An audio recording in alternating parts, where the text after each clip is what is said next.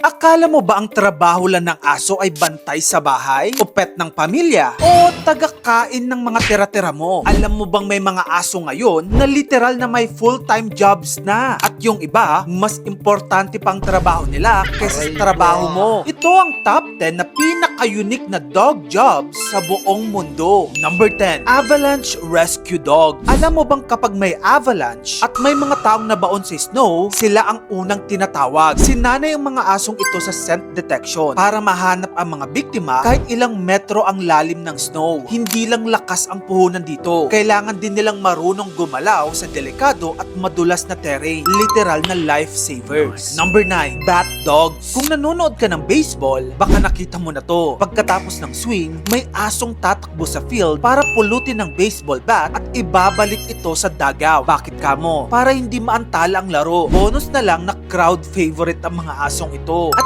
instant entertainment. Number 8, Airport Runway Dogs. Alam mo bang habang busy ka sa airport, may mga asong naka-duty sa runway. Ang trabaho nila, habulin at paalisin ng mga ibon at wildlife para maiwasan ang banggaan ng eroplano. Ang control tower mismo ang mag-uutos kung kailan sila papakawalan. Isang maling lipad ng ibon pwedeng mag-cause ng disaster. Number 7, Artwork Preservation Dogs. Meet Riley. Nagtatrabaho siya sa Museum of Fine Arts sa Boston. Ang trabaho niya, maghanap ng insektong hindi kayang makita ng tao pero kayang makasira ng milyong-milyong halaga ng artwork. Isang langgam, isang beetle, langaw, lamok, pwedeng makasira ng piece of history. At ang trabaho ng mga artwork preservation dogs, i-hunt ang mga insektong ito. Number 6, Animal Detection Dogs. Nako, ito ang pinakamaraming klase. Kasama dito ang anti-poaching dogs, koala detection dogs na naghahanap ng sugatan matapos ang wildfire. Andyan din ang conservation dog na naghahanap ng bees, platypus, at endangered species. Hindi sila naghahanap ng kriminal. Kalikasan ang pinoprotektahan nila. Number 5, Dental Therapy Dogs. Kung takot ka sa dentista, imaginein mo may aso ka sa lap mo. Kandong-kandong mo habang chine-check ang ngipin mo.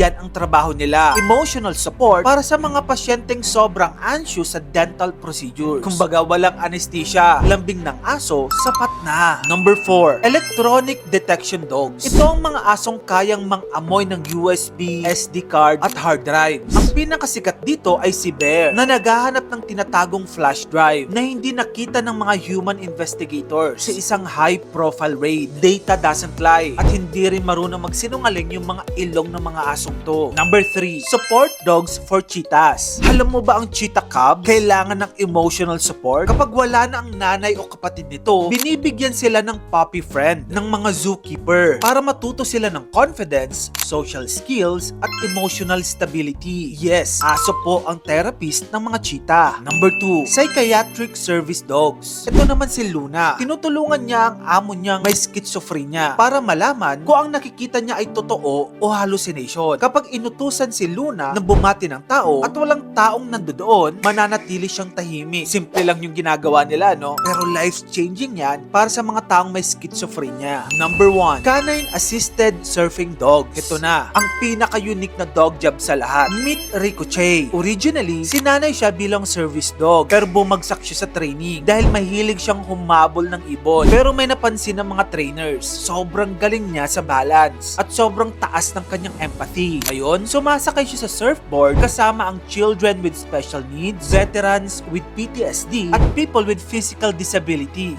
Hindi lang siya aso, siya ay therapy at guro na din sa pagsiserve. Yun na nga mga kamagkano. Kung akala mo ang aso ay pet lang, think again. Meron pa ba akong nakalimutan sa aking listahan? Share mo naman yun sa comment section. At yung aso mo ba, ano ang pinakatrabaho sa bahay mo? Kung gusto mo pa na mag-get pang klaseng content, dito lang yun sa channel ko kaya follow ka na. Mag-subscribe ka na rin sa aking bagong YouTube channel. Yun lang, maraming salamat sa panonood mga kamagkano.